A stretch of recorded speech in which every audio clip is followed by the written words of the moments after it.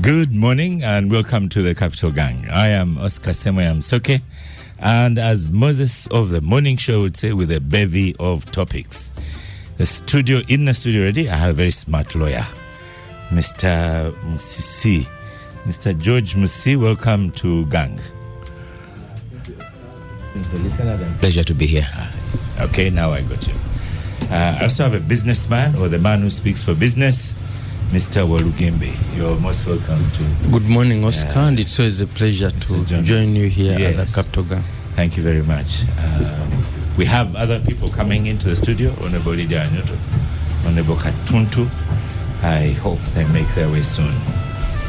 For discussion this morning, we also have Mr. Sidney Asubo, formerly of the Financial Intelligence Authority, coming in. But we can start with tables when you have unusual lawyers. But did I tell the listeners you're very, very smart this morning? Thank you, Oscar. Where are you going after Gang? I'm sure you're not smart just I have a number of events, including a wedding. Yes. I had to dress up. Also for the Mwalimu's class. For Mwalimu's class, you're doing well. But have a peep when you get to the wedding. Have a peep. I don't want you to be smarter than the Bagoli. Most probably not. It would be disaster. So,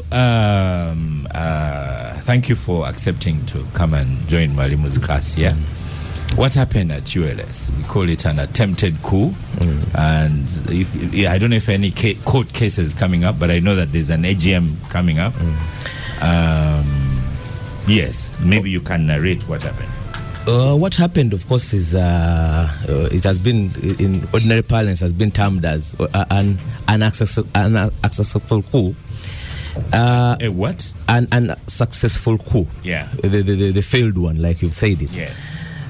In the night of Saturday, I think at least we now know that two members of council attempted. Two. Yes, two members of council attempted to do something which to release a statement allegedly pushing out the president and appointing a president and vice president, and appointing one of them as a caretaker, something which is unheard of in our regulations and laws, as a caretaker chairman. That's what they called it. Of course, we later also learned that they tried their best, like in every coup, tried their best to, Oscar, in other coups, people would always first go for Radio Uganda and UBC, or UTV as it was then, to announce how successful their coup was. In this case, they tried all their best to ensure that they get hold of the communication channels, the official communication channels of their society, which was unsuccessful. But the background to this could be the unsettled, what you can call the issues that are still arising from the election. And I think we have a few people who have not yet come to terms with the result of a democratic process. Democracy doesn't only present what you want. I think I can re-echo the words of Joe Biden, that we don't only accept democracy when we win, we should accept it when we lose. I know that many people may not have supported the President, Isaac Semakade. Many people may not be in love with... Many people supported him. Yes, I'm talking about those who didn't. Okay. My point is about those who didn't. But he's the result of a democratic process. The runner-up, my brother Isaac, had every opportunity and capacity to challenge the results through the formal channels. He didn't. So I don't think that lawyers, of all people, should be questioning results of democratic processes. The predecessor, President Bernard, the first time he gave it a go, lost with less than, I think, 30 votes, about 23 votes. We didn't see this whole battle that we're seeing. So at the bottom of it all is that the current president is as a result of a democratic process. That's what we should accept. So this coup, which later failed, was as a result of those antagonisms that came up from the election. And of course, it was not anchored in the law, like I've said, because in the manner in which a president or any other council member loses his position is put in the law. It was not anchored even in logic or even in common sense. And of course, for other coups, under the law, there's what we call the Kazinian theory, Oscar, where they say that if it gets some degree of notoriety or recognition by the bigger member, in this case, the bigger, wider society. But in this case, even it got a backlash from the very members they were purporting to caretake. So I think the forces behind it were hoping for some external support and maybe some bit of recognition, which both didn't get. So we are likely to see more issues. This morning I've noticed that the attempt to go to court to block the EGM, Extraordinary General Meeting, which is slated for sometime this month, I think 17th. I know that there are efforts and we're likely to see those other machinations. But at the bottom of it all, I think as lawyers, we have a duty to respect democratic processes. Do you think it was down to democratic process, or it was because of the language the president used, especially against the DPP? I've ever represented President Isaac together with other lawyers when he was summoned at police, actually arrested at police, said Ichibodi, some years ago, over almost the same issues. So why I'm saying that as a result of democratic processes, that Isaac Semakade doesn't hide who he is. He campaigned using that kind of language. People who elected him, knowing who he is. He campaigned using the same language, the same dress code. So it's whatever we can call them, my brother Dr. Businya calls them blind spots, that whatever issues you may have with it, that this is the choice. And if you want to get rid of him, you can only use legal or lawful processes. You cannot use underhand. We cannot be seen as lawyers, as the vanguards of rule of law, to be using underhand methods because of an uncomfortable choice. Yeah. But these two gentlemen are also bangers of tables, because to cook an idea like that and have a coup of two people, it's quite audacious. Well, in this case, they banged spoons, I think, because clearly it failed. And the banging of the tables, yes. And I waited to hear from my brother Philip Nabi to see what result, but I didn't see any issues coming out of it. Like I mentioned, even himself appointing himself as a caretaker, a position unknown under the law, and there were also questions of whether he has the minimum requirements required of the office of the or at the helm of the presidency. So irrespective, the table banging should be about stretching the laws, shouldn't be about actually outrightly operating outside the laws. Yeah. And as we say in Luganda, who gave them the clever to also have another letter on a Sunday, a few hours Saturday night, the attempted coup was then the response was on Sunday. Of course, like every power grab, the response has to be swift, and it has to be determined. So, of course, the president had to act. Like we mentioned, he had gone on leave, but to respond to any coup, Oscar, you have to act swiftly, and of course, you also acted by suspending the errant members of council. So is this suspension legal, whereas the other one you claim is illegal? You know, I also providing all the drama. Yes, I also don't think that their suspension is also anchored in the law. Wow. The suspension of the errant members, because like we mentioned, the law provides for how a council member loses his position. So I don't think that, just like Munabi's alleged coup, I don't think that their suspension is also anchored. And those are some of the issues that we're likely to grapple with in the courts in the very, very short future, I predict. Interesting. Welcome to Gang, Honorable Lydia Wanyoto Mutende, another lawyer here who is not banging tables. We are led by those who bang tables, so we are humbly following our leaders to see how they are leading us through this season. But good morning to our listeners and viewers, and welcome our colleagues in the gang, friends. I would also like to take this opportunity to stand with our people. You know, I come from Bugisu. We've lost so many people since the mudslides of 2 days ago. About 20 bodies have only been recovered, but over 200 people are still unclaimed. It's the same with the other unclaimed or lost. unclaimed because they are lost. They haven't yet been recovered. So far, we've only recovered 20 bodies, but that is in Bulambuli. But the same problem has occurred in Sironko, in Bududa, and in the city where actually I come from, Bale City.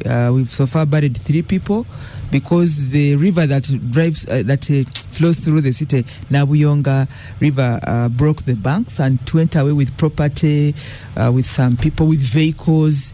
Even my own home village in Nabweya, there's a place called Chibaga in Nabweya. The bridge has been washed away and people cannot cross from one village in Nabweya or Mbale to another place. So I stand with our people, and I really hope the Prime Minister and the Minister of Disaster were in our area yesterday. And we would like to thank the response from the EPDF, but we need more support, both relief and immediate, but also to come away from this recurrent. Every year we have this problem. We really need a permanent solution to the floods and to the mudslides that kill our people in Ibugi. So I stand with them, and please receive our condolences. Thank you. Very sad. We also have Mr. Sidney Asubo in the studio. You're most welcome to Gang once again, this time as a retiree from the Financial Intelligence Authority. Thank you, Oscar, and the other gangsters in the room. Yeah, I'm happy to be back here, although in a slightly different capacity. So I'm happy to be here. Of course, as counsel, it will also be remiss of me not to make a comment on the submissions made by my learned colleague, Mr. Musisi. Yes. I largely agree with what he has said, except insofar as what might have precipitated this attempted coup. I think the coup plotters might have learned from the master, because they saw, in my view, the attempt to illegally suspend the Solicitor General and Attorney General from membership of the council. Obviously, that was an illegal move.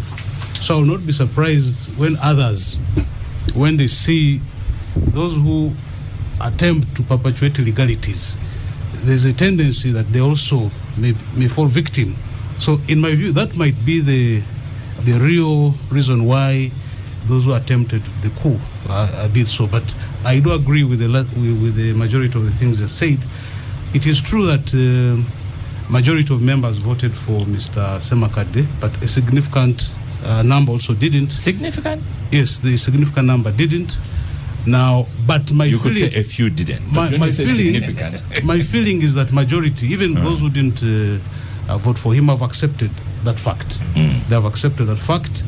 And so it is just the internal maneuvers within the council, not the membership. Yeah. It is just this. Or within the body itself. No. It's the bosses themselves who are among themselves. Yeah. It's like grasshoppers that have been put in a bottle. Yeah. They regardless of who was friendly to who, once the heads knock, they want to bite each other's necks off. So it has largely, in my view, little to do with the membership. It is those within the council itself who need to find a way of working together, despite the different philosophies that they may espouse in how to behave when you hold a public office. Yeah. Yes. John Norgame. Yes, sir. Yes, all this drama at ULS, and you know how many months? It's just a couple of months in. 2 months. So, well, my comment is one. Newton's third law says for every action, there's an equal and opposite reaction. So if you bang someone's table, if you slap them, you can expect that at some point there's going to be some kind of counter-attack. So I think this is not unexpected. It was bound to happen. Really? Definitely. I mean, you can't insult people left, right, and center, and then you think at some point you won't get pushback. How they do it, we can examine and determine: is it legal? Should they have given him more time? Do they have sound reasons for doing what they did? Did they do it properly? Was it grounded in law? Did the letter have typos? All these things. Why was it drafted on Saturday night? Were they drunk? You know, all these things we can. You nearly said the D word. But the standard remains. Yeah, so that's my sense about this, and I hope that because you see, you can campaign by banging the table, but after you've taken leadership, it's very hard to manage people who are campaigning. You should start working. It's very hard to manage people who are who believe in themselves like lawyers by continuing to bank tables. You must find a way to bring people together, even those that didn't vote for you. That would mean making compromises, definitely. So it means you may not achieve 100% of your agenda, maybe 60%, but that would be good enough, you know. Yeah. As Sydney Asubo here says, the lawyers in my circles, they seem to have accepted him and like him. So maybe the fight is within themselves, as Sydney has pointed out. Yeah, I mean, and there's a reason why the lawyers voted for him, in spite of his the way he behaves. Maybe they feel that the system needs to be shocked a bit for it to behave better. So I think he needs not to, because he seems to concentrate on the form as opposed to the substance now, how you dress and so on. But what are those things, the lawyers who voted for him, what are those things within the judiciary, within the DPP's office that they want changed? Not necessarily insulting the person of the DPP, but how can you engage with her to ensure that those things are reformed? Yeah. Lydia, you're another lawyer in the studio today. On the attempted coup, the response to the coup, and the call for an extraordinary general meeting. Yes. Yeah. I think we are getting direction now, because there's an extraordinary general assembly on the 17th, and the Chief Justice has also communicated to all courts not to give leave to whoever wants to attend the assembly, which is also, I think, it's a good signal that they recognize the new executive, and when they want to do something, they are given leeway, because CJ also communicated that on the 17th of December, all lawyers who would like to attend the General Assembly, all courts should take note, and I think that is the direction we want to see. And in all this communication about the General Assembly, there hasn't been any vulgar language or abuse of anybody, and I think that's what we want, because we want meetings to happen. There's a time when we wanted a meeting and there was a court injunction, and we were not happy, because the best way to resolve issues, to provide leadership, is call meetings and to consult. So when we had that time when there was a court injunction on a genuine formal meeting, I think it took us back. But now we see that when a meeting is being called, it's being supported by the CJ, by every person I've met, every lawyer I've met is rescheduling their calendar to attend the 17th of December. So I think that on the 17th of December, a lot of these other issues will be resolved. Where I sit myself, I would be happy with the new leadership to deliver, to unclog a lot of the challenges we've been having in the judicial system, but respectively. Be firm, be courageous. I think Sema, one thing I admire about him is that he's firm and courageous. He has overcome fear, and that's very important for a leader. And but it shouldn't go with the cost of personal attacks. I think that's where the difference is. So far, we are happy. If Georgia said that some people may wish to sue to stop the meeting, but if a CJ has already said please clear the day, then that will not go I've seen a circular from the CJ's office, the registrar, communicating to all courts in Uganda to put on to recognize 17th as an AGM for the Law Council, and I think that's a very good relationship. That has gone without any problem. But I want to request all our land colleagues who are speaking for the executive to be able to differentiate what the rest of the leadership, the membership wants. Really, we want to get our issues resolved, but in a manner that is decorum. We don't mind about what Semakade stands for, but it should be encouraged that now that he's the president of the Law Council, he should remember to accommodate the less activists. I don't know whether I'm communicating. We appreciate. For me, I am all for Semakade because he has courage and fear to confront what I think many people cannot confront. Right. We have very serious issues which have been entrenched that we know that with his courage and fear. At least there's two of you in the studio now. He can confront. But there is that bit that I'm very uncomfortable with. The personal attacks. I don't subscribe to. Yeah.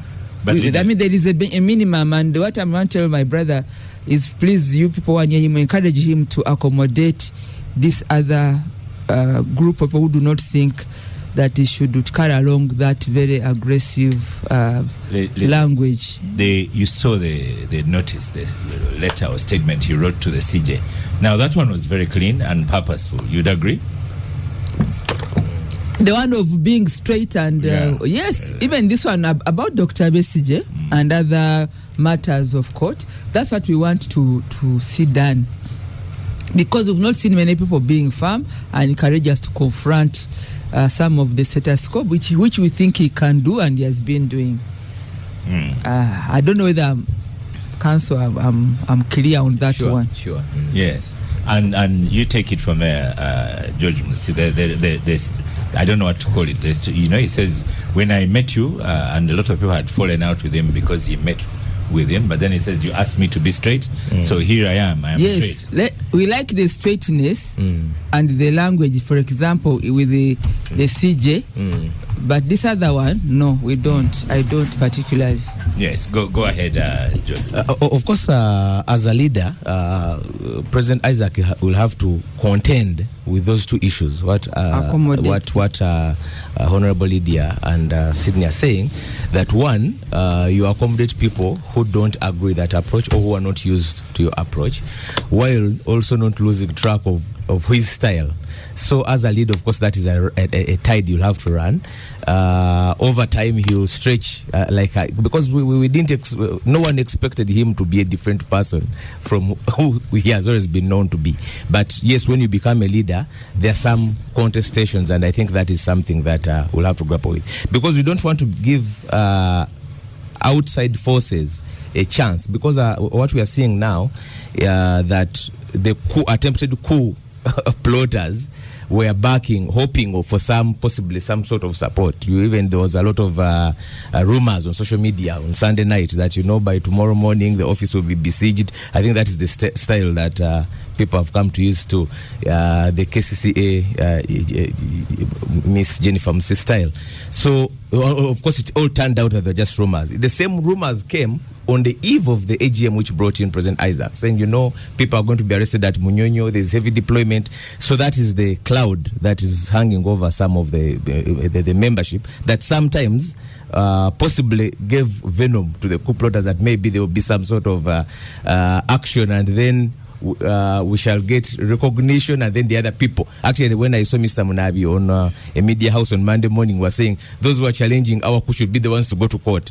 But of course, like every failed coup, it did get the traction that maybe they hoped, especially from the membership, like Sydney said. But speculations happen. Remember what happened in Munyonyo? It was smooth and all through the way. You had your day. So this communication with the CJ, and even that picture that went viral when they were seated on the table for dinner, I think the frankness is what some section of the legal fraternity is asking for, and I think it works. Why is it okay for the CJ and it's not okay for the other stakeholders in the system? Why is it choosing the weaker?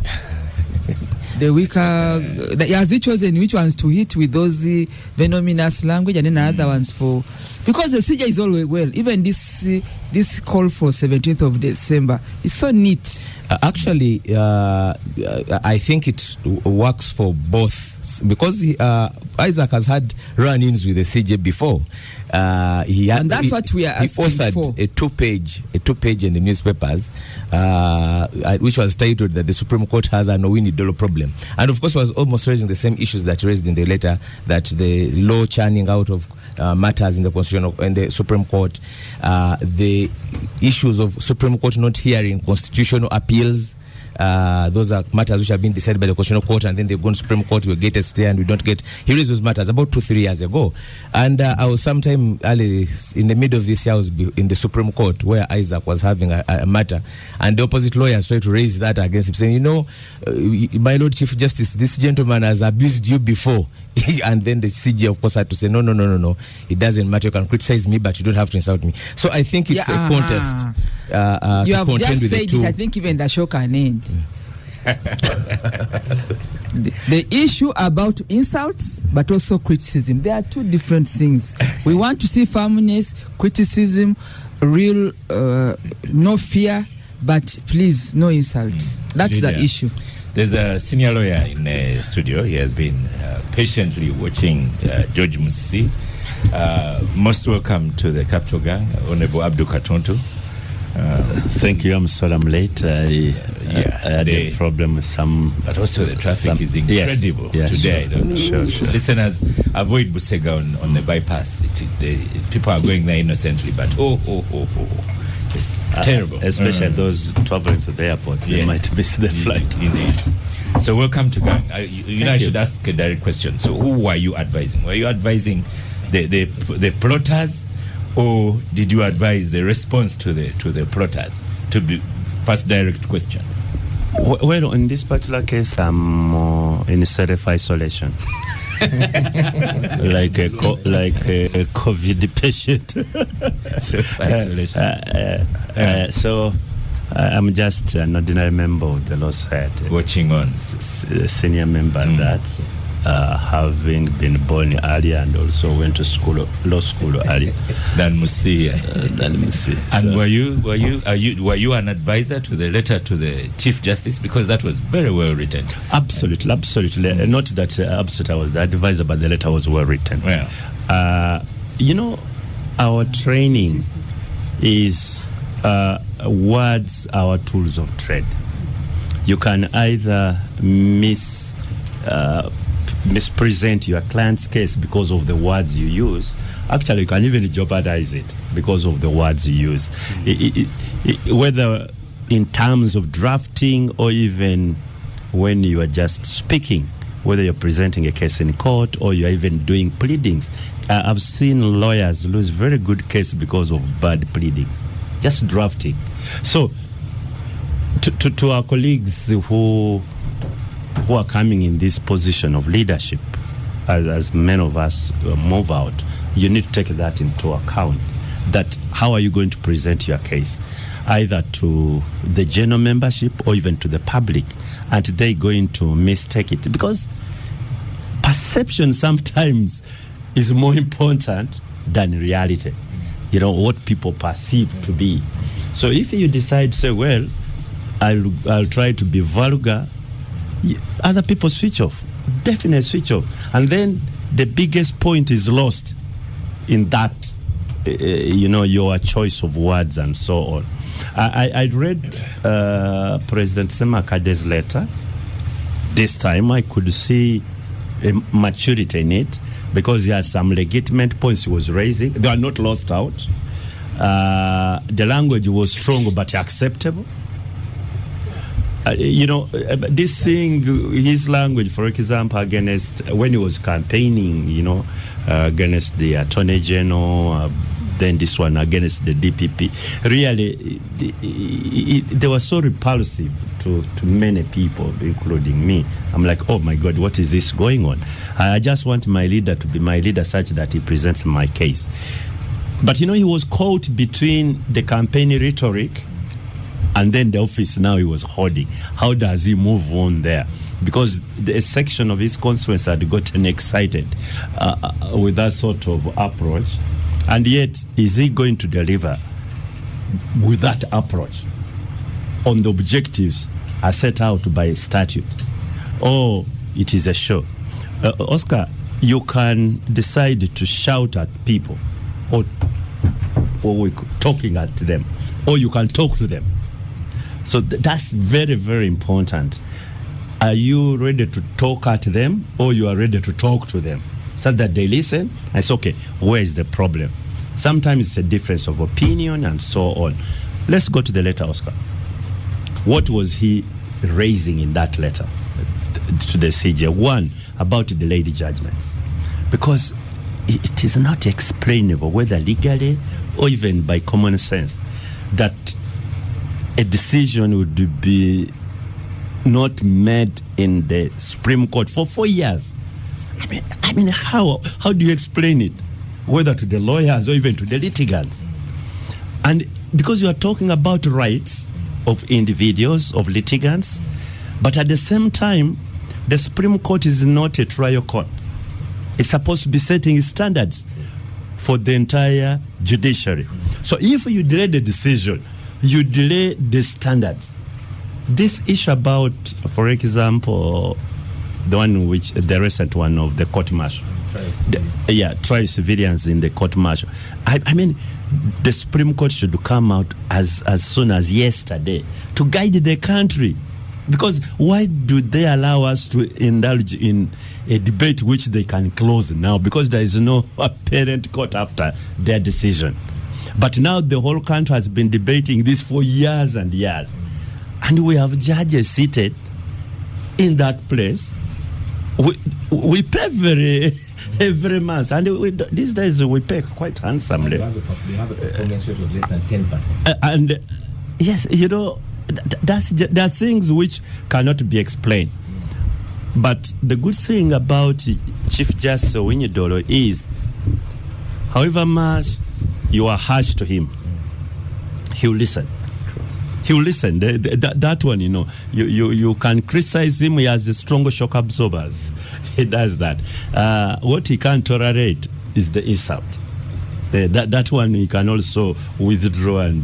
But the Chief Justice Odolo I've known for years, even before he became a judge, he's a strong character.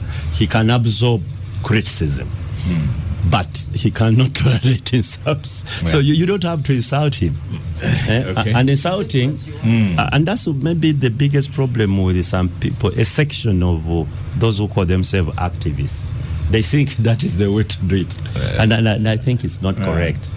The Sydney, Lydia and I once shared working activity teaching English language and literature.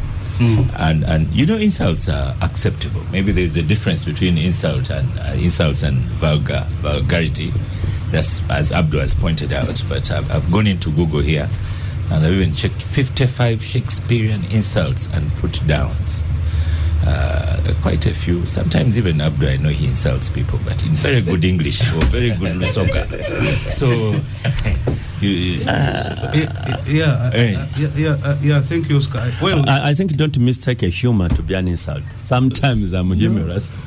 Yes, the sometimes insults, you can insult. Yeah, insults take many forms.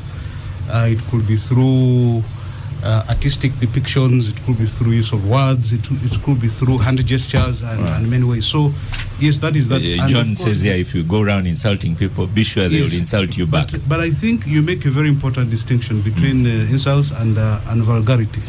Because being vulgar is not tolerated anywhere in the world. There's no culture that will accept being vulgar, except maybe in certain settings that are private, but certainly not in public discourse. But apart from the propaganda of a community called Abasways. Yes, apart from the use of the vulgar words and the rest, there's also the disruptive activities. Because, for example, now, because of the confusion at the council, we have lost an opportunity to elect a member to the East African Law Society, because we're supposed to, Uganda is supposed to nominate a youth representative, but because the coup plotters had a certain nomination process, when these other ones reclaimed their seat, they threw it out things out, and now the East African Law Society Election Committee has had to suspend the entire process. Now, those are the kinds of things we don't want to see as a society. Whatever you do should not harm the well-being of the society, of the council, and all its membership. For me, that's the cardinal thing. The way people choose to behave, it's like Mr. Musisi says, those who elected Mr. Semeka, they knew him from way before the elections, so maybe he's under pressure maintain the same standard, because some people already say when he went to see our Chief Justice, they were saying instead of banging the table, he's eating on the table. He's now eating on the. He has betrayed them. Others are already calling him a hypocrite. So maybe he's under pressure but like we all say, the way you campaign is not necessarily how you administer, especially public body. Yes. You have been elected. Yes. You are not only a president of those who elected you. Yes, you're a president of even those who. So you need to do a balancing act. To balance. That's why to accommodate members us. accepted. Even those who do not like the accept and say this is the fact. There will be other elections in 1 year's time. We may be put forward a better case. But then when they see certain things happening, they're forced to come out of the cocoons and say, but wait a minute, this is not how. When former presidents come forward to say, look, this is not how. Because remember, one of the first activities that the council undertakes once new members have been elected is to call the former presidents to come and talk. Some kind of induction of the entire council. That was done.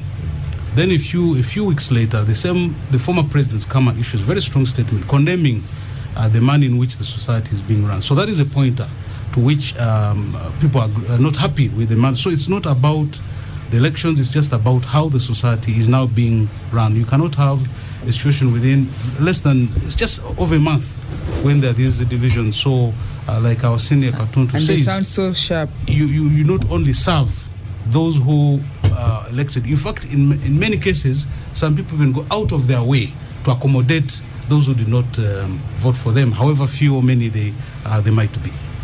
Yes. John Walugembe, do you think all this drama at Uganda Law Society will affect business in Uganda, business in Kampala?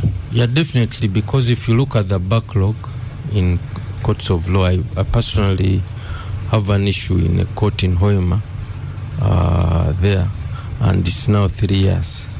You go, the magistrate is not there, this is not there. So those things have to change because it affects the cost of doing business, it affects the business environment, and one of the key indicators of a conducive business environment is the resolution of commercial disputes. And to the extent that they take long and you have convoluted court processes, it imposes a cost. It imposes a cost on businesses, and I think the earlier that they are resolved, the better. And for me, I would say that, as I earlier mentioned, I think the president needs to rise above the campaign rhetoric and try to work on, because he's spending a year, and a year is not a long time, so you don't want to spend your year fighting. Today is the DPP, tomorrow is the other person. And I think what he did with the Chief Justice was a good way of doing things, and he should continue in that direction. Obviously, there are some younger lawyers, I would imagine, who just want to disrupt the system and think, maybe it's time for revolution. So you can make change incrementally, and I think that's the best way he should. He says there's no time for incrementally. But you raise a very good point. Changes. Abdu here, who is a senior lawyer, a few years back, he couldn't find a judge for his case. So these things have been going on for quite a while. Yeah, and it has been, sorry, before I get to him, as businesses, many years, maybe 10 years ago, these are issues that we raised. They said, okay, we are going to set up a center for arbitration, we are going to work on the commercial court and stuff like that. But still, if you look at the turnaround times, don't improve significantly. And if this continues, it will affect. Before an investor comes here, they must know, if I have a dispute, how soon will it be resolved? It's going to take 7 years, then they choose not to invest. So these are things we need to be mindful of. And Oscar, I think I need to come in here. Over years, there has been real changes. First of all, structure changes to address the issue of backlog. One, we had, even past president contributed to creating divisions within the High Court. This is a commercial court for purposes of that. Over years, the Uganda Law Society executives and the presidents have negotiated to have more judges. We've increased judges. Over years, they have negotiated to have very, very good pay. We have done that. So it's not that everything is just being done today over years, and those have achieved. Yeah. Do you know how many judges we have now? Even the other day we are amending the Judicial Act to increase the number of justices at the Court of Appeal. What we rejected was the Supreme Court. We said no, we don't want to bloat that, and that we strongly rejected it, much as that requested. So, do you know how, like now, every district has got a chief magistrate?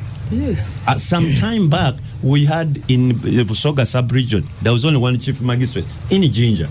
The rest were G1s and so on. So we're also trying to address issues of jurisdiction, pecuniary jurisdiction. So all these you can achieve because the past executives have achieved a lot.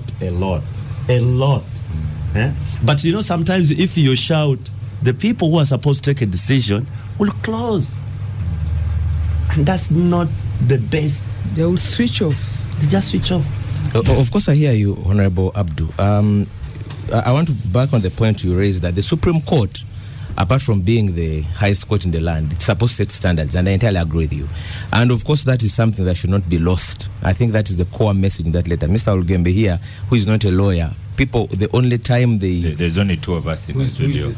Yeah, the only time is when they interface with the system is when they are either dragged to court or when they are asserting their rights. He mentions his dispute in Hoima.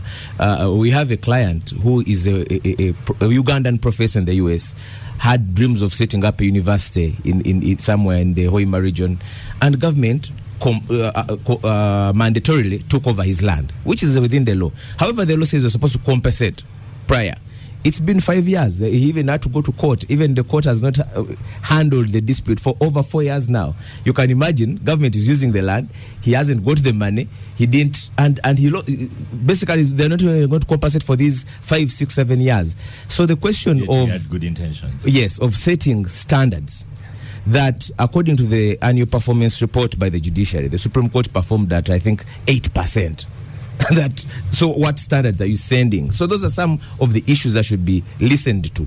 When we talk about constitutional appeals, why we single them out, Oscar, is because the Constitutional Court has decided that this such and such an act or law is unconstitutional. So one party, most probably Attorney General, is dissatisfied and you let that matter rest for 4 or 5 years. Yes, I know that they've had issues. They've had judges dying in the last 3 or 4 years. But then again, under our laws, judicial power is supposed to be exercised in accordance with people's aspirations. That should be the driving force. That how fast do you respond to the people's needs? Because now, for instance, the issue of the civilians in court martials. Just imagine if the Supreme Court tomorrow decided that agreed with the lower court that it's unconstitutional. What's going to happen to the people who are getting convictions, who are getting custodial sentences? How are we going to compensate them? So the key issues that we should not lose in the tone and the packaging as that the real issues. But yes, I agree to the extent that it has to be a balancing act of how do you ensure that your message is not lost in the style. Lydia, how do we close out this subject and your expectations? No, there is a light at the end of the tunnel. We have 17th December, and the communication between the President of the Law Society and the CJ is encouraging, and that's the top. So if it can trickle down to other aspects, I think the MCCs are our ambassadors to help us realize the difference between being firm, fearless, and courageous, away from being insulting and vulgar. We will be home and dry. Thank you. Okay, Oscar, sorry to... You see, I'm also worried about 17th. I hope it doesn't degenerate into our street politics. Because from what has gone on, we need to go for that meeting and discuss issues soberly. And they come to a decision one way or the other. But if we go there and then we start shouting at each other, creating news, social media stories, then it will not help. So I appeal to colleagues, those learned friends of mine who could be listening, that when you go for that meeting, let us discuss. At least let us be the lawyers we are, or what the lawyers people expect us to be. And we there are issues which we should resolve. We don't want to come out of that meeting when we've now created again other issues. So I'm a little bit worried. I hope I'll have that pleasant surprise that we go there and resolve issues. We don't go there creating more issues and more problems. Yeah, but talk is good. Absolutely. Talk is good, but if you look at the agenda of the EGM for 17th, I have little room for optimism, because the first item on the agenda is discussion of the expulsion. Now this time they have been suspended, but this time there is expulsion of the two members, and then the next item is election of members to the Judicial Service Commission. Now the Judicial Service Commission, first of all, the manner in which the current members have allegedly been also, I don't know, expelled, or because they are still serving. But there was a letter to the Judicial Service Commission saying that these two members have been withdrawn, have been recalled. So item number 2 is supposed to be for election of members to replace them. All these are very contentious issues, because much as the other ones are soon leaving, I think their tenure is ending sometime end of the year, early next year. Now, the manner in which their recall has been handled, and although the manner of replacement is, we agree. I want to ask, one, the election of members of the JSC, is it about arising from the recall or from end of their tenure? End of the tenure. Well, I don't know. because what we have seen, it's not communicated. Because that's quite crucial. If it is the end of tenure, yes, that's another issue. Yes. But if it is about being recalled, yes, that is very contentious, and it can only be resolved by a court of law. What has been seen in the public domain is the rate of recall. Now, there's been no clarification about whether this is about end of tenure.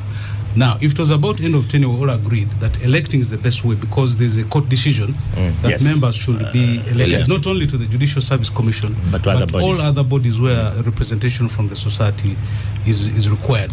But of course, it raises the issue then, why only the JSC? Why not all these other organizations to which we're supposed to elect Sidney, I think the others, the tenure has not yet lapsed. So are we now saying that... Because the court judgment was that the status quo remains until... Yes. Okay, all right.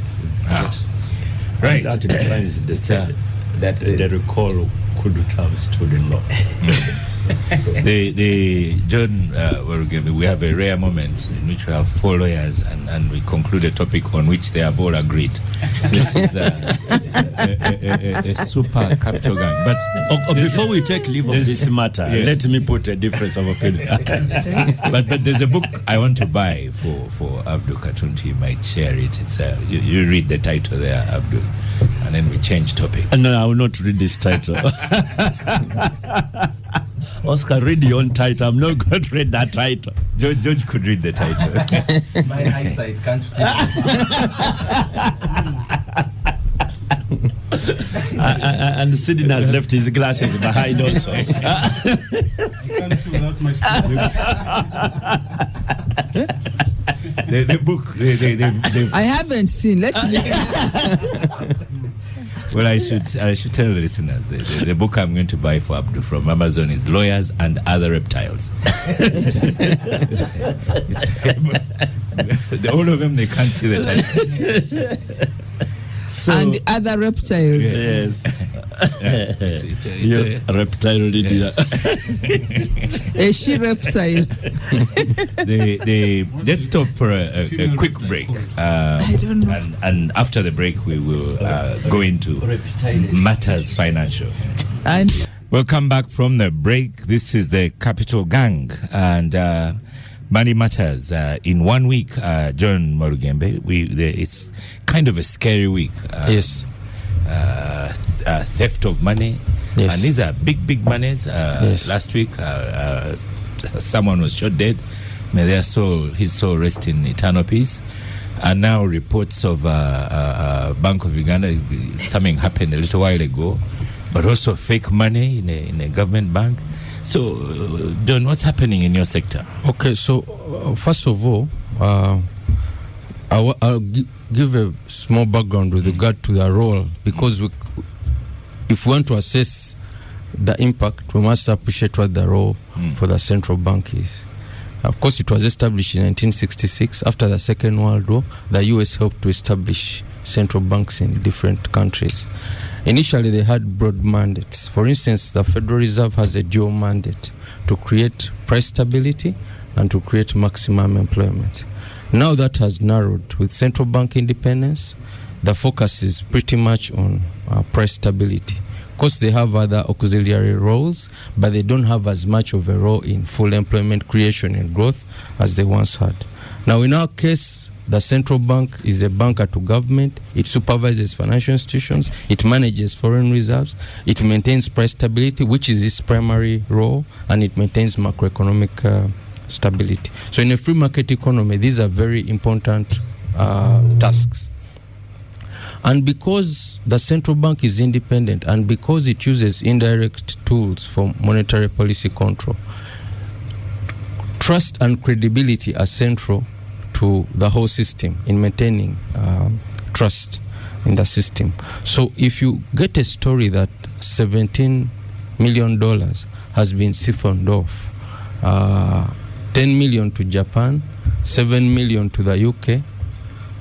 Thankfully, the 7 million has been recovered in the UK. The one in Japan was withdrawn, and the Japanese government did not move fast enough to ensure that money was not withdrawn by a shadowy group called West.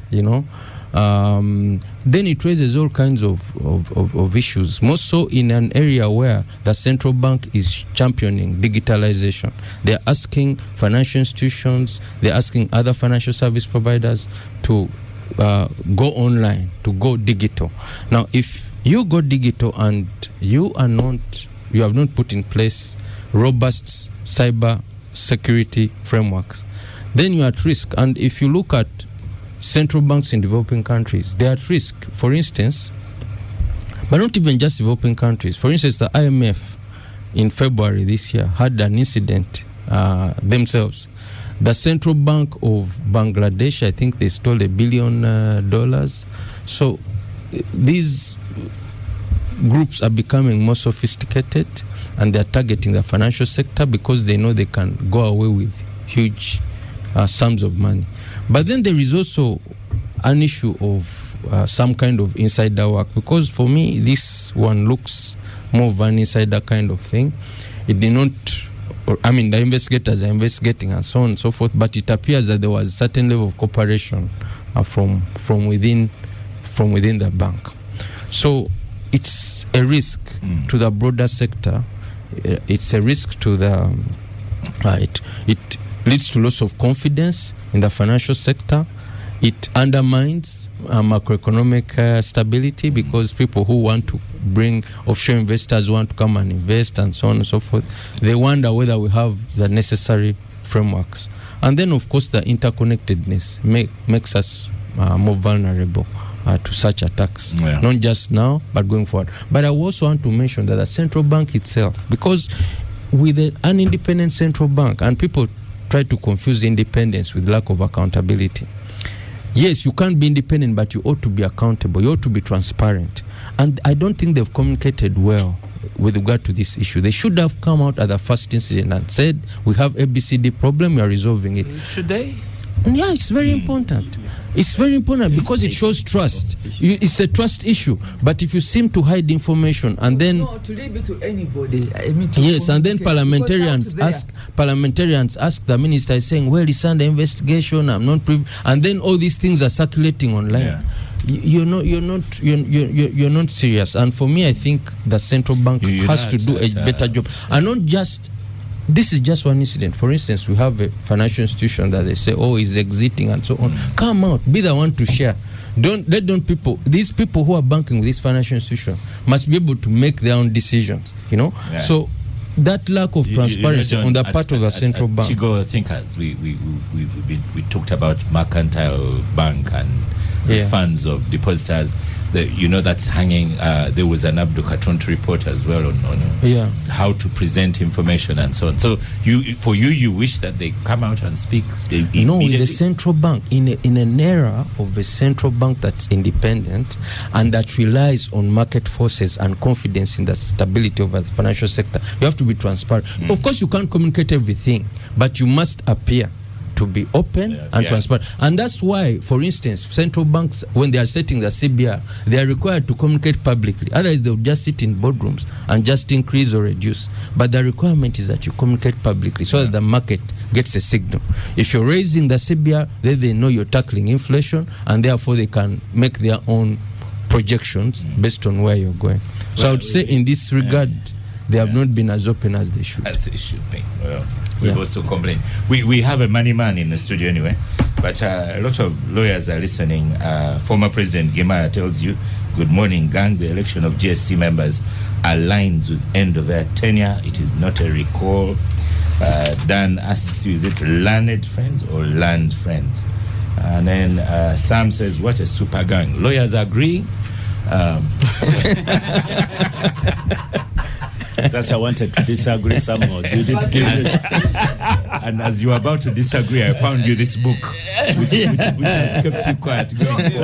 So is he a reptile? So Oscar, even in every civil dispute, so is he a reptile? Lawyers first agree on some issues. First agree on something. Okay. Yes. So, I mean, John Walgembe talks about the central bank, but let me ask for you, who's been ahead of Financial Intelligence Authority, how do fake bank notes end in a bank vault?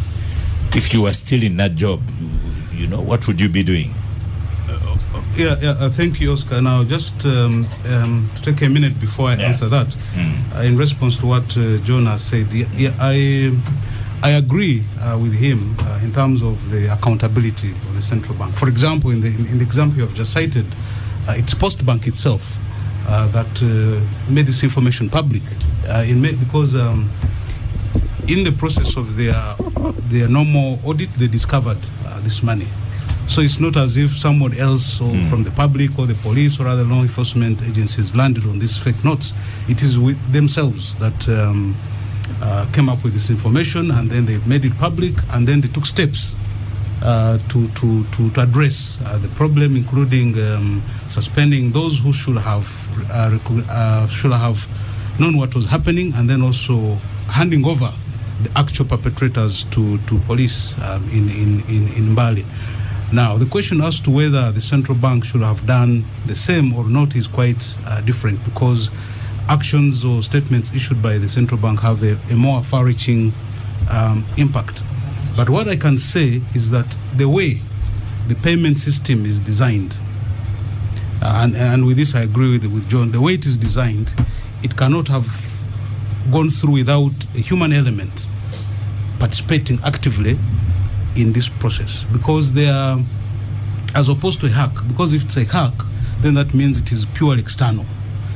Now, the way the system is designed, it is designed to overcome hacks, because there are various approvers, there are various stages in which somebody must act. And we all know, especially when you are doing fraud, that however well the system is designed, it can be beaten by the humans who are supposed to manage it. So in this case, I think it is more a case of people who are supposed to play certain roles to safeguard going rogue. Now the question is, at what point did this happen? Because it could be at point of initiation, it could be a point of approval, it could be point of then payment. Because for the case in Japan, the reason why the Japanese bank refused to effect the hold, because some of the money had already gone out, is because they're saying those that have been paid have presented solid documents to them to show that they did work. Meaning that whoever initiated the payment was claiming that the money is being initiated for a particular purpose, which has been for payment. So there must have been collusion. Now the question is, at what point should the central bank have come out? Because up to now, I don't think there is a very clear statement that has been made, other than the statements issued by the minister in Parliament in response to pressure from the parliamentarians, but not a public statement for the rest of us, the citizens. Now, obviously, now coming to the Mbali, as I've already said, it is the Post Bank itself that took steps to identify and in a bid to, because they knew eventually this information would be in public. So they took steps to ensure that they are the ones who control the narrative by making it public, by indicating the steps they have taken, which means that their systems are actually working. The fact that the audit could discover and then take steps is actually positive for the bank, for which they should be applauded. And I think they have also taken the relevant steps that need to be addressed to regain the public, the confidence of the public. Now, as to how this happened is really a mystery, because that's what criminals do. They look at the system, they evade the system, but like we all say, those in criminology, that prevention of crimes in certain circumstances is very hard. But the next best thing is to make sure that those who commit crimes are identified and are appropriately punished. So in this case, that would be for me, now that the crime has happened, a good thing it has been identified, they should be properly investigated and appropriately punished. Yes. And prevention of future crime?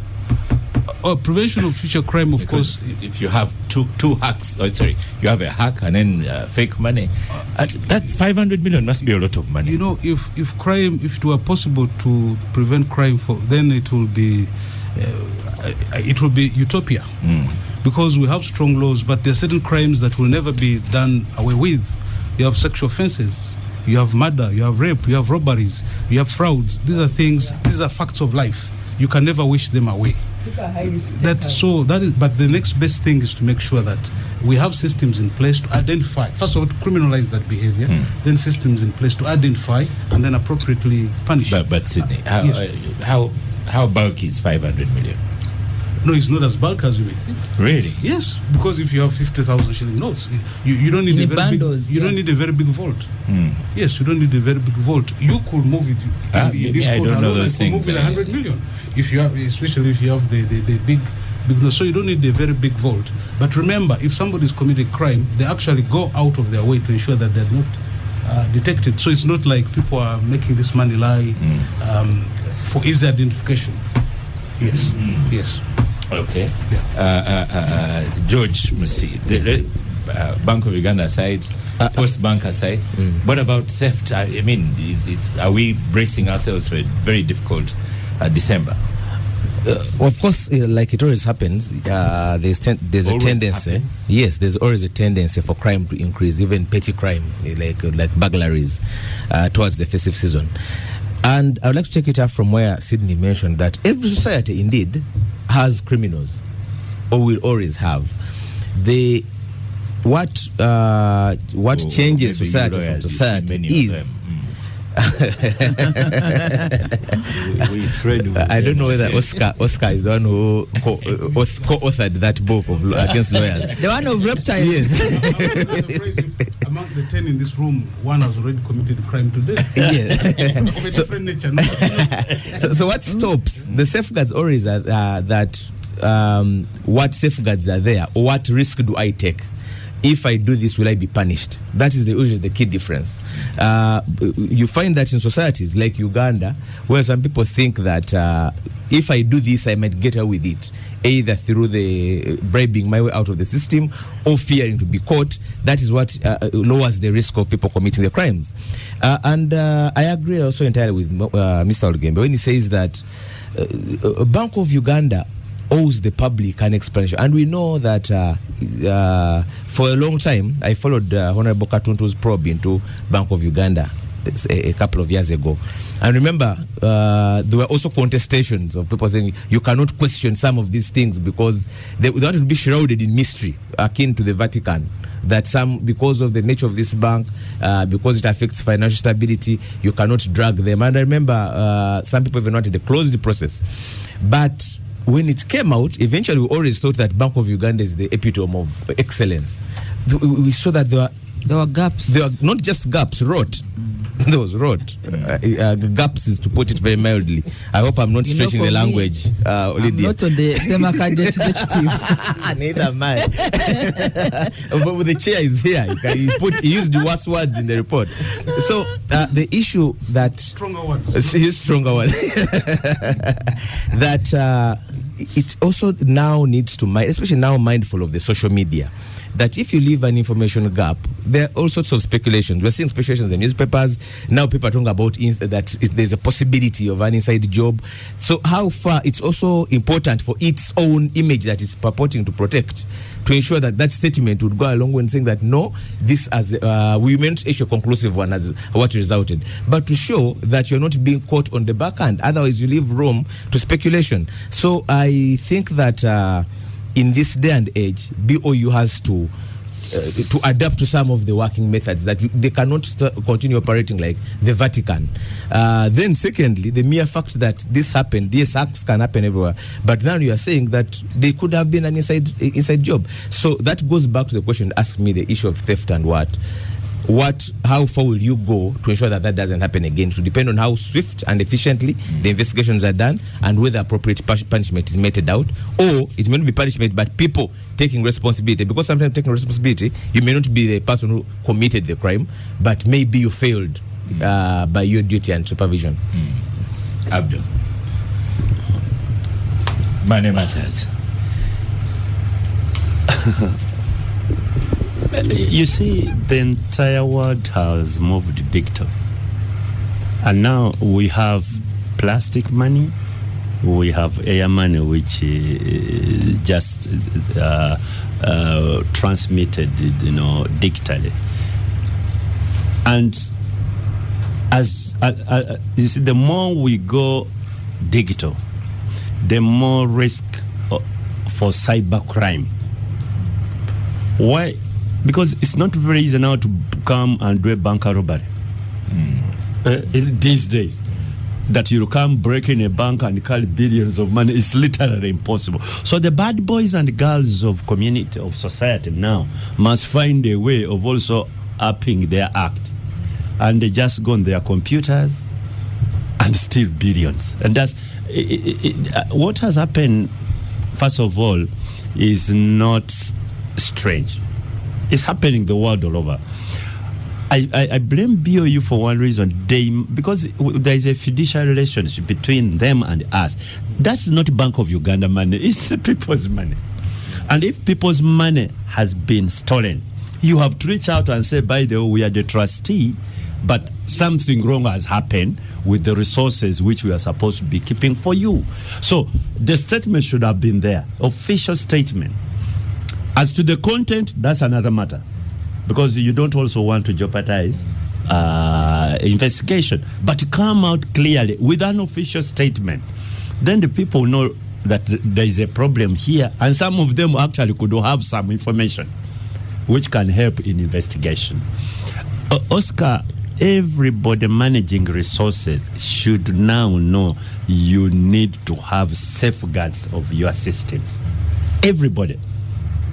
Because you see, that is the options are not now many for thieves.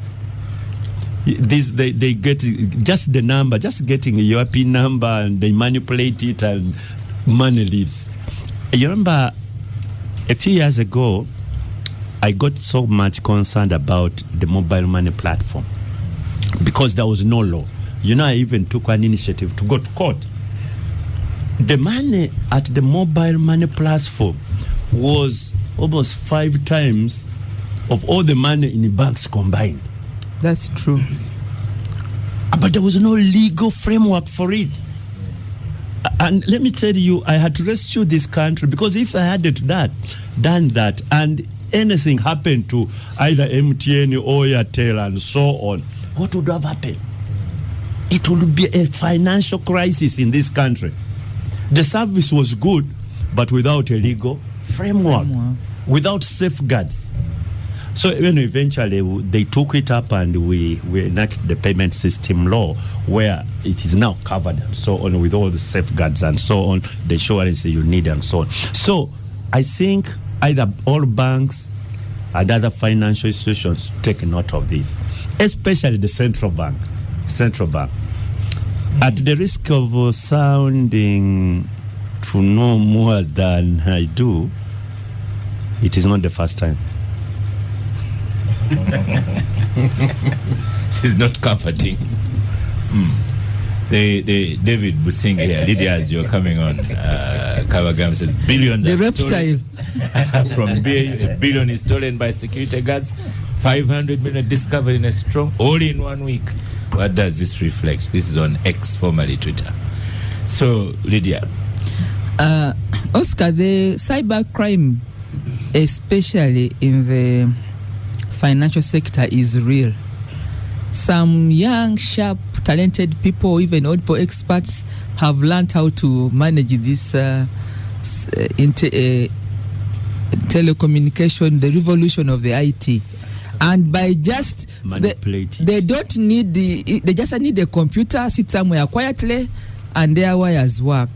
They don't need a bullion van, they don't need any fight. It's just on the desk and the lines are banged and money comes out.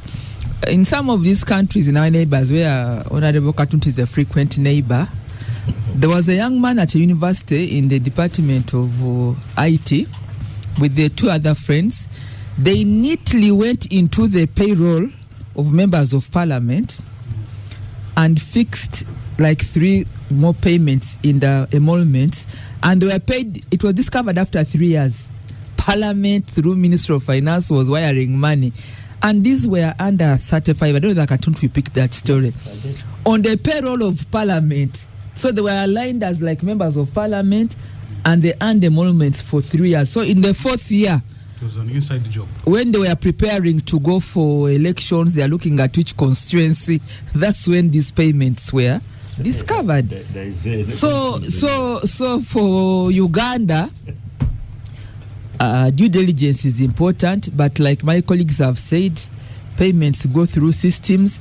There are those people whose biometric that trigger must first of all happen, yes, then to goes. Yes. That biometric can only be held by one person. So by now we should have heard that some people have been arrested or they have been taken for questioning. Because where did you have biometric? Because even if nobody, according to science, shares a biometric, yes, nobody. You remember the story of Ukazinda. The PS at that time of PM's office, the same story, had to say that for him was a whistleblower. So we wait for investigations whether the system has been bypassed, whether there was there are so many stages one will have to bypass. If you bypass one, whatever it is, safeguards in the next one. Common sense tells us there must be an inside job. Yes. So you can jump Katuntu, but surely Sidinizi biometric must be, caught, or the same way maybe Mosisi, who is a lawyer for these people, the reptiles also. So, what does this tell us to do? Is I think the byline is to be vigilant. You must be vigilant every day. That's why some people go and reconcile. There's that daily reconciliation, yes, or every hour reconciliation. What is money leaving, money entering, money leaving? There must be that vigilance. If you don't do vigilance, definitely you'll be a victim of cybercrime.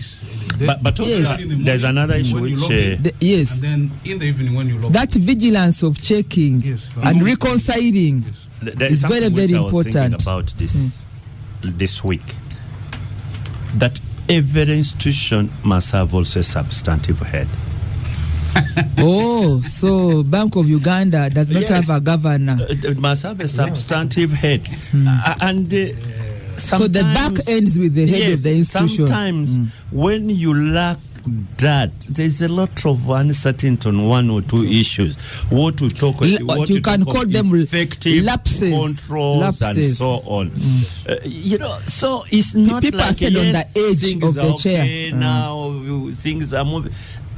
Because of lack of a head, you have problems like this sometimes happening. So we should expect an appointment of the Bank of Uganda governor this week, so that we have. Lydia, you're the one. You're a member of SEC. Does SEC appoint governors really? But I wanted to ask Katuntu though. Katuntu, the Kosase report. Oscar, just give this to me. The Kosase report was comprehensive. Has there been any effort to make those amendments you proposed for the bank? They've done a lot of reforms. Amendments. They have really done a lot of reforms. Because that also... and they have consulted. sometimes they've come and said, by the way, there was this. What made you take this decision, or what formed your decision? And we've given them that information, and they have done their best, and they have restructured a few things at Bank of Uganda. They have. Let's have a quick comment. So we hope that the appointment of the leadership will come soon, so that the bank ends, the accountability ends with the head of the institution. Very quick one. Yes, I agree with Hon Katuntu that how serious does the appointing authority himself take these institutions that a Bank of Uganda can be for this long? One time as Judicial, we had an acting CJ and who was at the same time the acting DCJ for over 2 years. But then secondly, it all goes back to, if you read reports from COSASE, from Auditor General, there is a general malaise, institutional malaise, that people think that you can do something and go with it. So, which is accountability at the bottom of it all, that how strongly do public institutions think that they have to account. That is because it's also naive to imagine that Bank of Uganda will be an oasis of efficiency amidst a sea of dead institutions. Abdul, I should tell you, George is a future politician. So when you are talking about activists that use bad language, he is not one of them. He's a future politician. There are many activists who don't use who use good language. They communicate.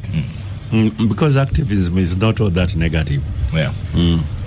John Morgan, you have a past lead of the FIA, Financial Intelligence Authority. Yes. You have Georgia, who works with... It sounded more like a CIA. they also have to do that. But Oscar, before George, can Sydney maybe at some time tell us the gravity of the cybercrime, at least in Uganda? That's classified information. It's a serious issue. But let me ask John, then I'll come back to you. Now that Lydia has asked a question of you. But John, be careful with your money. How careful can you be? You can just disappear from. So I think these things are trust issues. I think first of all we must invest in very serious cyber security protocols. In some of these institutions, they are holding a lot of money and they have very small IT departments with young people who are not well compensated. This is a recipe for disaster. So I think we need to prioritize issues of cybersecurity. For Bank of Uganda, more so because it's a supervisor of financial institutions. If you're a supervisor and you yourself are unable to have the necessary safeguards and the necessary risk mitigation mechanisms, then you cannot roll it over, or you cannot demand financial institutions to adopt the same. So BoU, as a matter of urgency, needs to ensure that these things are handled.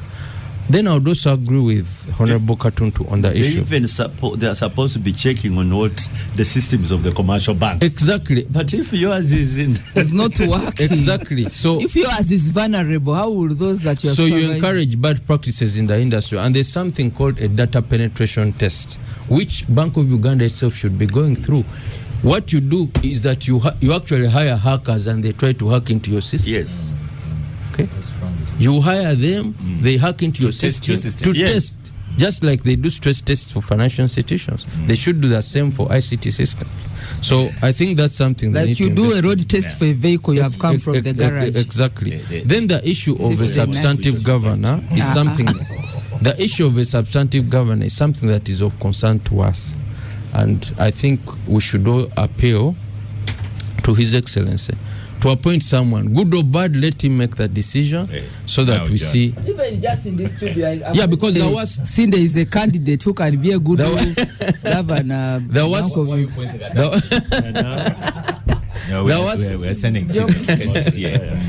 The worst decision is the failure to make a decision. So it's good that you make a decision and then you can assess whether it's good or bad. And then the other issue is that BoU should also look at these third-party providers of ITC services, because they also present vulnerabilities. If you look at most of the financial institutions whose systems have been hacked into, the gateway has been through third-party providers and collusion from staff. And I would want to say and put it on record that in this case, without jeopardizing investigations. I believe, and I'm using that statement, I believe that there was internal collusion because, just like you mentioned, all the systems of approval were properly followed, you know. So, and that's why some of these institutions were not. And then finally, we need to ensure that we improve confidence in the financial sector through better communication and through better addressing of issues. If you have an incident and you say we are going to follow a court process, after it's concluded, then come back to the public and let them know what I have someone complaining, Marco on X, formerly Twitter, says a topic heavy on cybercrime, and there was no technology resource for capital gang. Hearing people talk, connecting wires on the program is just underwhelming. So, Marco, you have no respect for the immediate past head of the FIA? Come on, Marco. Welcome back from the break. This is the Capital Gang, last show of November. Sydney, Subo, let me give you a couple of minutes to respond to Lydia. And also my question to John, what should we be doing now before we close out this topic? Thank you, Oscar. Now, I think we should distinguish the systems that are said to be vulnerable here, because the system we're talking about is called the Integrated Financial Management System. It is the payment system that government of Uganda uses, both at the central government and at the local government. And it's also a system that is used by many other countries, especially in sub-Saharan Africa. So it's a system that is reliable. But like I said earlier, any system is vulnerable to the human beings that control it. So as long as you have a human-machine interface, if the human is compromised, if there's a lack of integrity in the human, then the system, however well designed it is, will be vulnerable, because there has to be someone who initiates the payment, then someone who approves the payment, and then there's the supervisor of the approval, and then there's the last person, the one who authorizes the payment, and yes, and these are at different positions, because one is at the ministry where the money is coming from, and then the other one is the one that initiates is at the ministerial department. Then the two in the middle are the Ministry of Finance. And then the last one is the one one is at the Ministry of Finance, in particular the Accountant General's office, and then the final one is at the central bank. So it cannot be that a hacker can compromise all these systems without a detection. And the way the system is designed, by the way, it is so fast. A payment can be initiated if everyone is on they don't have to be on their desk. They can approve from wherever they are, as long as they have machines with the right credentials. It can be done within, even within 10 minutes. A payment can be initiated and paid. But government took a decision to slow down the system deliberately so that people are given time to breathe. Because and this was from previous experience where money had been wired. Because the system is so efficient, money had been wired previously to other countries, but in a similar style to this one. But it was good before it went out. So the decision was taken to slow down the system, so that at least it takes a day or two, so that if there's anything, then it can be discovered. So for me, the greater question to be pondered is how come this happened and it was not discovered immediately, and that's why it points to more to do with being an insider job than a hacking job, which brings us to the prevalence of cyber crimes in this country now. There are a number of reports issued by different law enforcement agencies, especially the police, ourselves, not ourselves, but FIA, yes, and other agencies that deal with cyber crimes, including the intelligence. So it's very prevalent. Obviously, with advancement in technologies, there are also all these vulnerabilities. And as you know, as people are designing these systems, payment systems and other financial systems, accounting systems, there are those who are also working very hard to see how to defeat this system. So that is why, with this advancement in technologies, especially the payment systems, because we have the different kinds of players. We have the aggregators, we have those who then the banks, the payment options themselves. Then we have so many financial technologies, the fintechs. So with increase in these advancements, there's obviously increase in financial in cyber in cyber crimes. But the good thing is that we also have robust laws, we have robust systems in place. But it all comes down to human nature, the nature that we're inherently born with, trying to beat systems and trying to commit crime, and that is, I think, cybercrime is one of those that is fastest growing in the country. But there have also been robust responses to the same. But this is an ongoing, it's like the fight between Walumbe and Kaikuzi. As people are being born, others must die. So, yes, that's what I can say. Yes. Oscar. Yes. You see, it is true, Bank of Uganda has been on top of its game in terms of monetary policy and so on. They've done quite a pretty good job. But at the same time, there have been weaknesses in that bank also. And a few years ago, that bank was really divided up.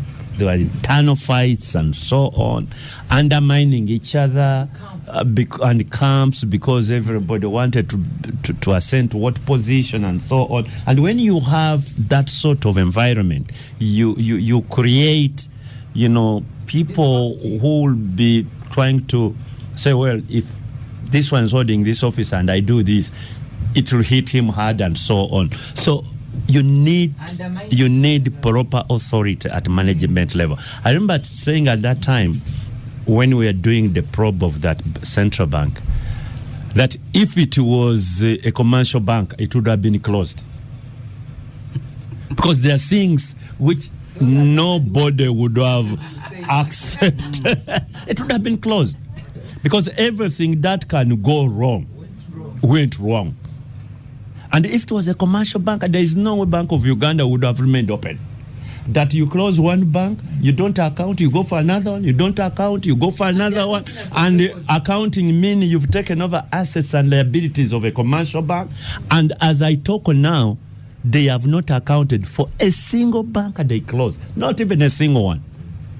So circumstances like that and lack of effective leadership and somebody who will be accountable either to the appointing authority or even to the people whose money is being kept by. Let me tell you, you don't have these sort of problems.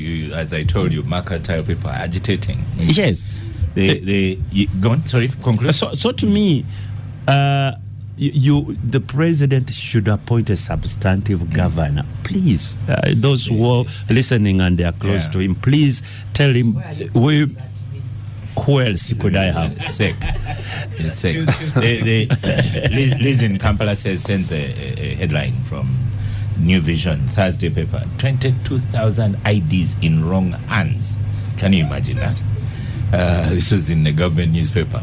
And John Walugembe people, you should be pleased. Han says, John Walugembe, the submission of this fellow deserves accolades. Should appoint him governor of BoU.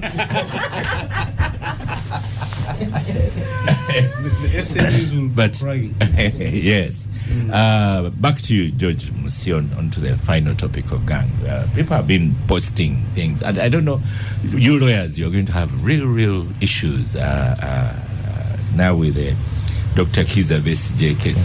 People post a thing, I have analyzed this audio.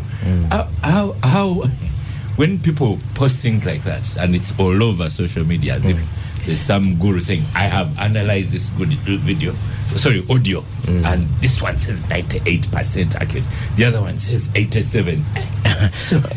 Of course, one thing we always tell our colleagues in the... We come back to 4 lawyers in a studio. How will you...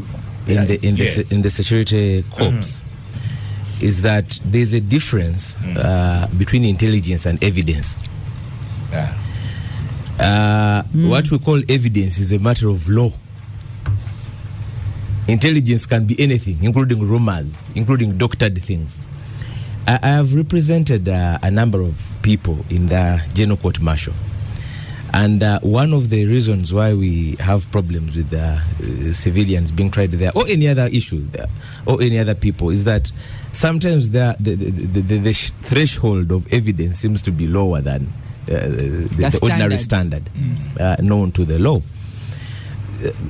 For starters, if you have such I want to call it a highly sensitive matter, or like saying Dr. Kizza Besigye was plotting to undermine Uganda's security in Geneva, and why would it be on social media in the first place?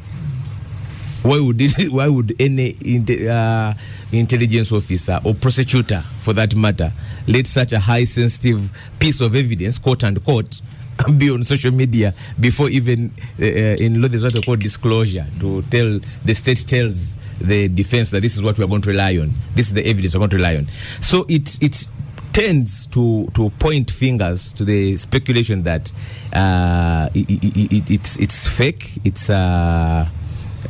meant to be a red herring, meant to or prosecute the case in the public court, to form an opinion already, like people are already making, that some are those who we're living in a polarized society, those who believe in it are the ones who are giving the layers of authenticity, then those who are not are dismissing it off. So for me, I want to push it to that one. I don't think that any serious prosecutor would let such a serious piece of evidence be seen on social media. Run around on social media.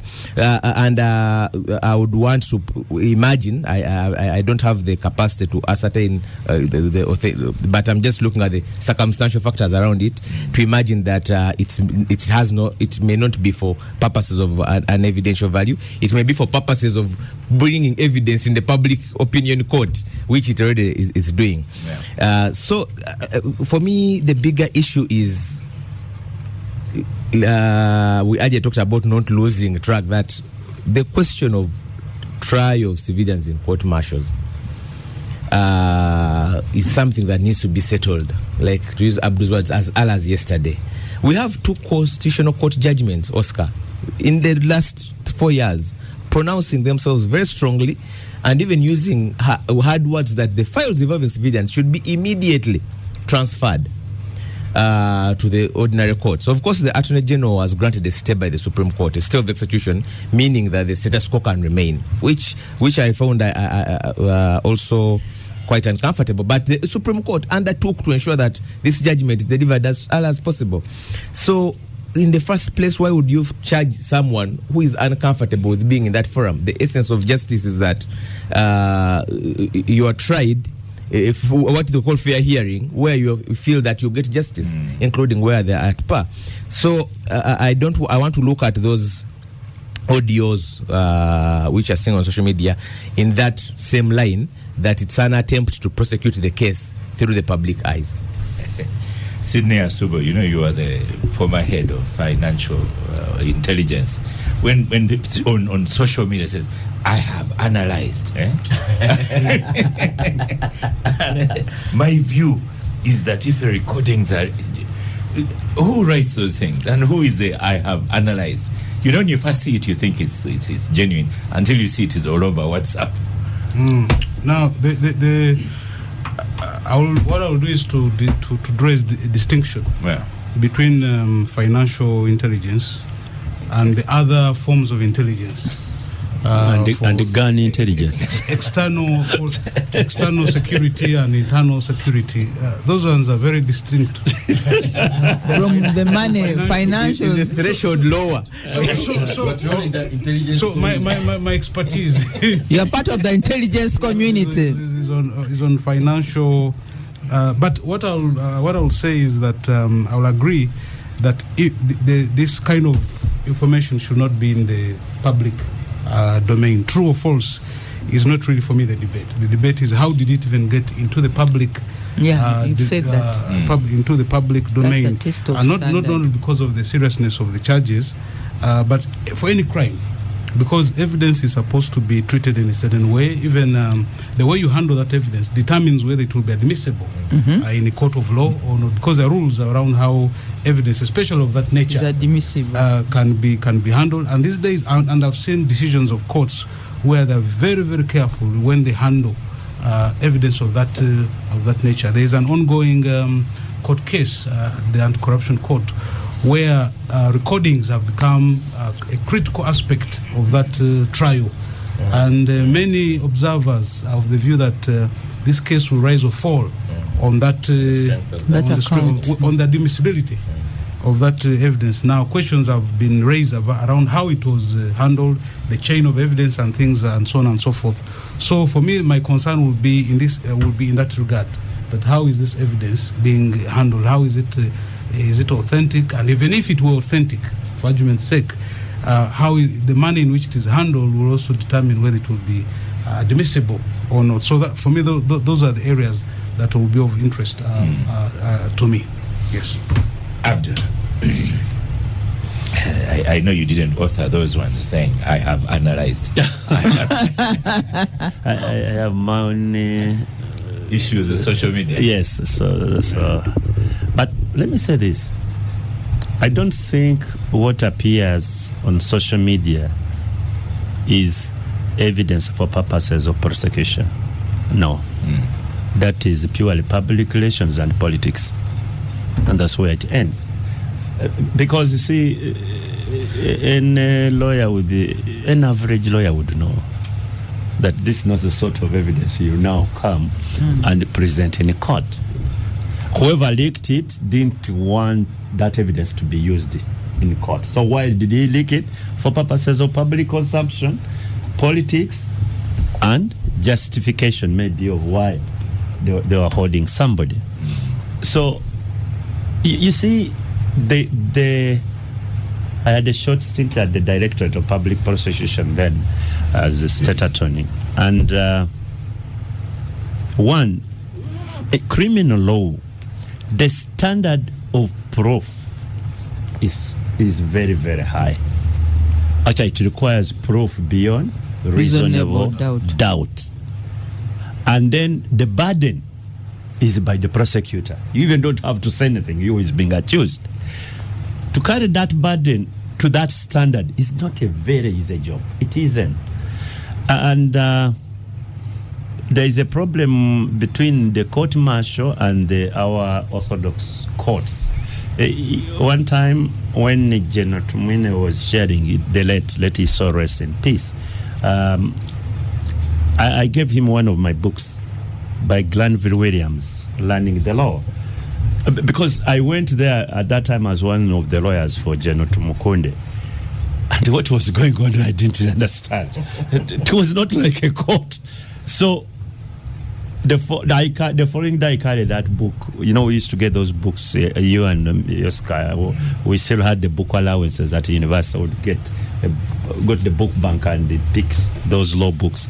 I don't know when my brother here, when he went to university, you had that. No, they had the photocopied materials. These ones are for photocopy. That book is basically basic of the law. So I donated to General Truman. I said, please at least read this. Basics. And then he told me one thing. He said, look here, this is the army, it's not a court. That's what he told me. This is the army.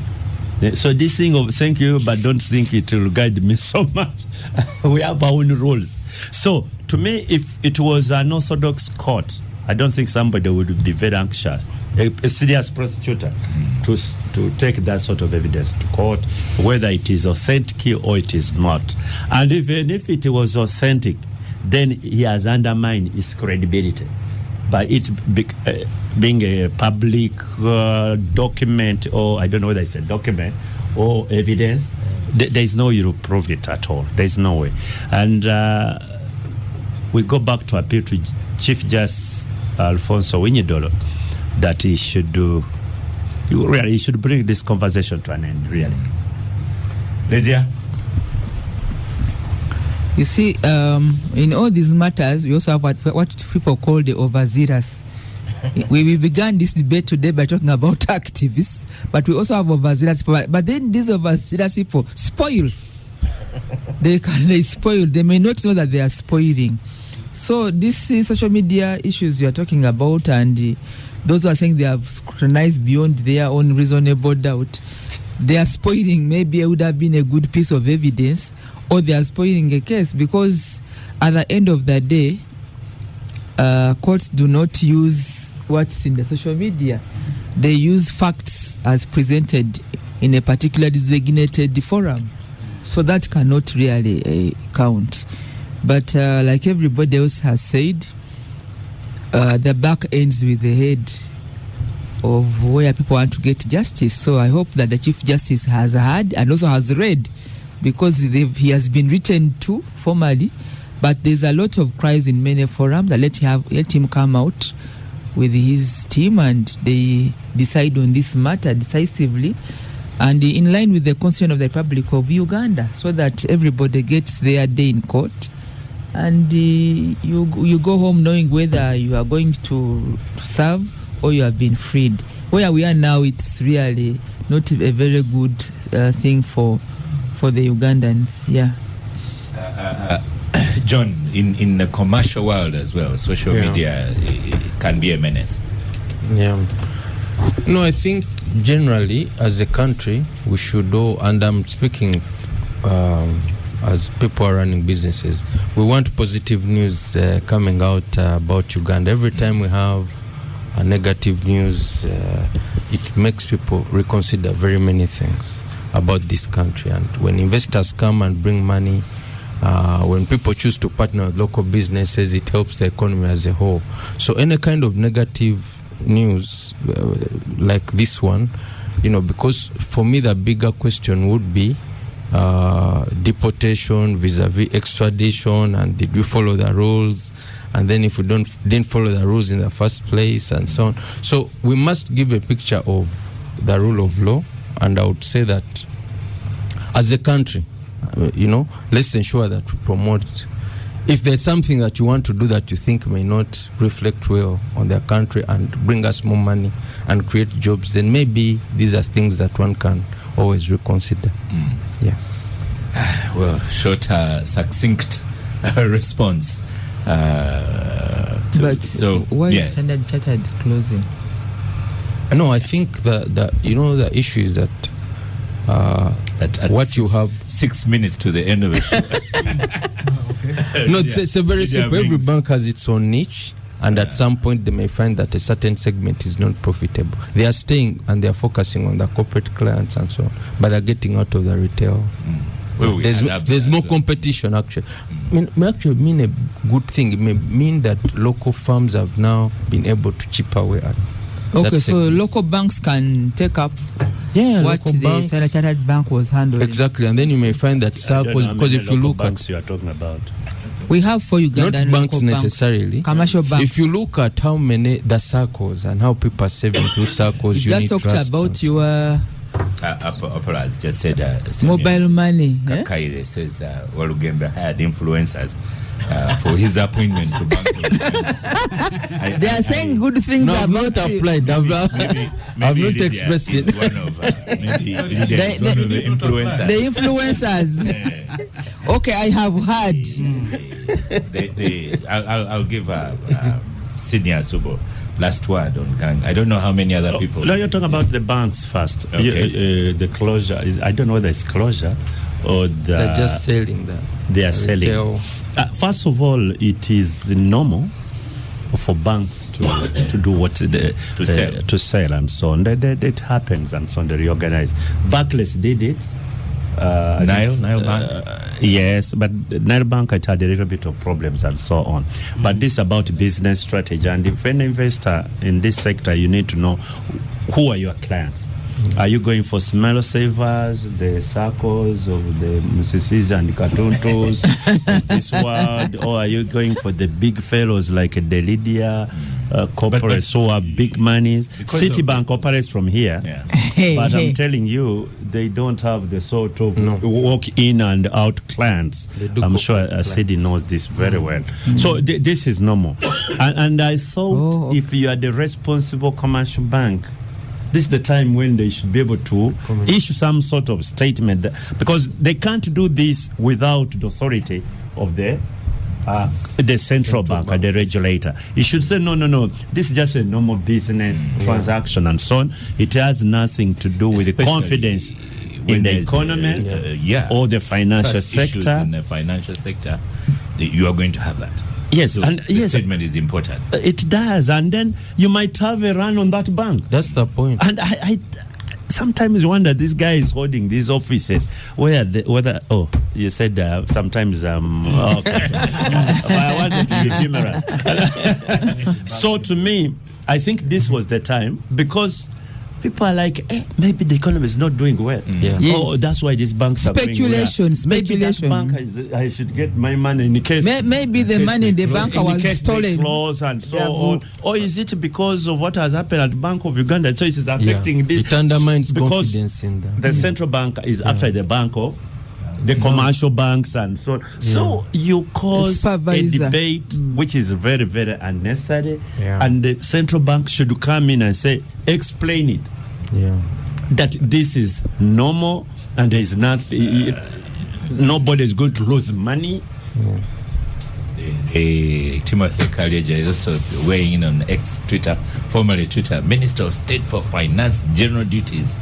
Is that the right person to comment on a BoU robbery in quotes and so on? No, yes. On the floor of the House. The BoU is under the supervision of Minister of Finance. So that is within his docket. At least on the floor of the House as well. And he was not reporting on the details of the crime. Because then that would go to the police and so on. But generally, an institution under his docket which has had a problem. But Bank of Uganda itself should have issued a statement, in my view. Sydney Asubo, last word on the Capital Gang. I don't know if I have to invite all others who applied for KCCA job. In case you are chosen. Yes, I might have to do the same. No. I will not talk about KCCA today. But first, we can wish you luck. Thank you. But my last word is the current base to money for Uganda. That is the size of the financial service sector. There is a formula that is used by the World Bank and the IMF. Is $8 billion. In the projections by the central bank, that in 4 years' time it will be about $12 billion. Now, this makes it one of the biggest in sub-Saharan Africa. So that gives you the magnitude of the risks and vulnerabilities that are in the sector. So we at the FIA, together with the Ministry of Justice and of Finance and the other financial sector regulators, did a risk assessment, the risks that are in this economy and the vulnerabilities as well. And then we one of the fundamental recommendations we made was the promotion of the e-economy, because one of the drawbacks was the fact that a lot of we are largely cash economy, so that's why you have things like a boda running away with money, 500 shillings being forged notes being found in a bank, somebody disappearing with a bullion van, 1 billion shillings. Now, the larger economy you have, the lesser you have of these instances. So, of course, we'll now urge government to take, because it was a medium to long-term strategy to formalize the economy. So that would be my last word today. Thank you. Thank you, listeners of the Capital Gang. Continue following us on our social media platforms. Thank you, Star Cafe, for powering the gang. I'm not sure if Sydney had any bite at all, or he brought his chapati in the pocket. No. Okay, I trust people in this room. You trust people in this room. Yes. So thank you, Honorable Katuntu, Honorable Anyoto. Thank you, FIA, former head of FIA, and good luck with your next ongoings, I should say. Thank you, Council Musisi. Governor, Bank of Uganda, and the ED for Capital Authority. Thank you so much. I am Oscar Semoyamsoke, and I shall see you next week.